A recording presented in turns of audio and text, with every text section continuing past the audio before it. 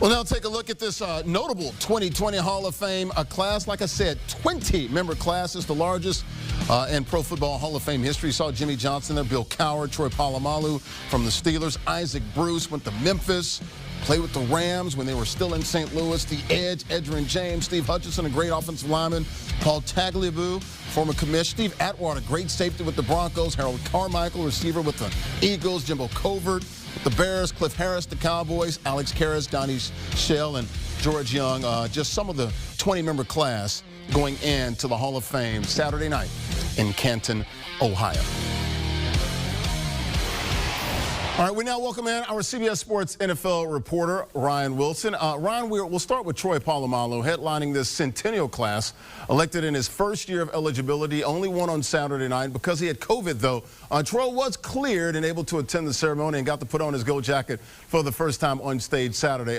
Ryan, we hear about the Patriot way. Troy reminded us about the Steelers culture. Ryan, what was your reaction to Polamalu talking about wearing the black and gold?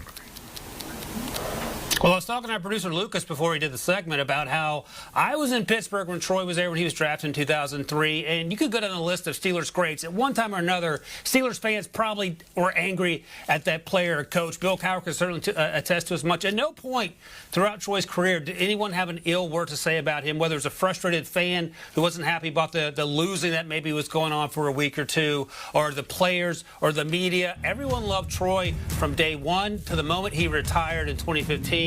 He embodied everything that sort of Dick LeBeau, his presenter, former defensive coordinator in Pittsburgh, Hall of Famer as well, everything he described when he presented Polamalu, not only the person, the football player, the family man, the teammate, on and on down the line it goes. He exemplified that on the football field. He exemplified that in his personal life and how he treated people. His teammates, to a fault, including our Bryant McFadden, only says, has very high value, important things to say about Troy the person, and that played out on stage Saturday night. The most interesting thing to me, Larry, is that Troy was always very quiet with the media during his time in Pittsburgh. We heard more tonight from him than we probably heard throughout his career, and he was very eloquent in the words that he used and the sentiments he expressed. And I think Steelers fans, as we heard, in terms of their cheering and how loud they were really happy to see Troy again in the black and gold. Yeah, it was a big hitter. Did a lot of freelancing. Was off script and definitely one of the top two safeties when you had him in the same division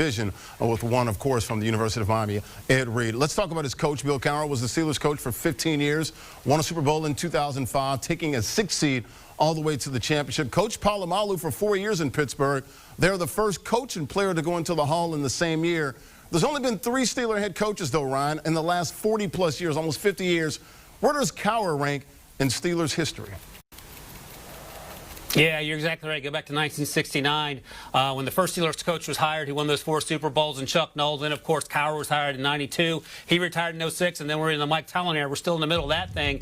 3 head coaches, Cowher there in the middle, enshrined in the Hall of Fame on Saturday night, and obviously well-deserved. What he was able to accomplish, becoming a first-time head coach at the age of 34, having reached the playoffs, as you see there, in his first 6 seasons, winning the Super Bowl, going to AFC Championship games. I mentioned Steelers fans never being frustrated with Troy. They got frustrated with Cowher because they weren't able to get over that AFC Championship game hump. That's a great problem to have. That means you're spoiled as a fan. He finally did it in 2005 in that Super Bowl that they won, retired after the next season. But he is so incredibly important to Steelers lore, recent Steelers history.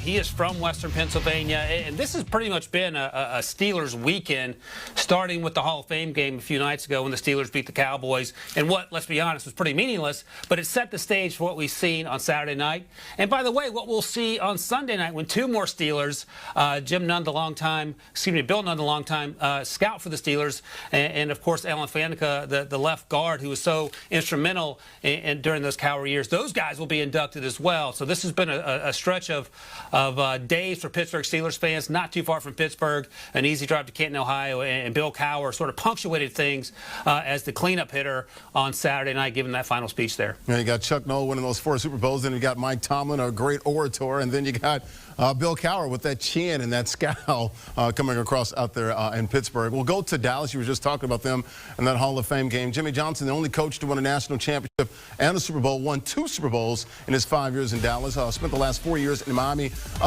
Look, we were waiting to hear about Jerry Jones, and Ryan, we did early on in Jimmy's speech. Jerry Jones told Jimmy during the Hall of Fame game, I believe on TV on Thursday, he was going into the Cowboys Ring of Honor. Didn't say when. It looks like it'll be soon.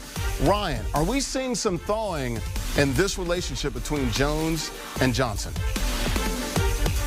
Yeah, definitely, Larry. And I think it's about time. And you know what's interesting? If you listen to Johnson's speech, I think he sort of took a broader view of relationships throughout his past. He mentioned specifically his family and how his 2 sons, he never saw a single football game of theirs because he was always coaching in the NFL or in college. And he had some regrets about that. And he made those regrets clear. And he said, you know, don't wait too late until it's time to get things right with the people who are important to you.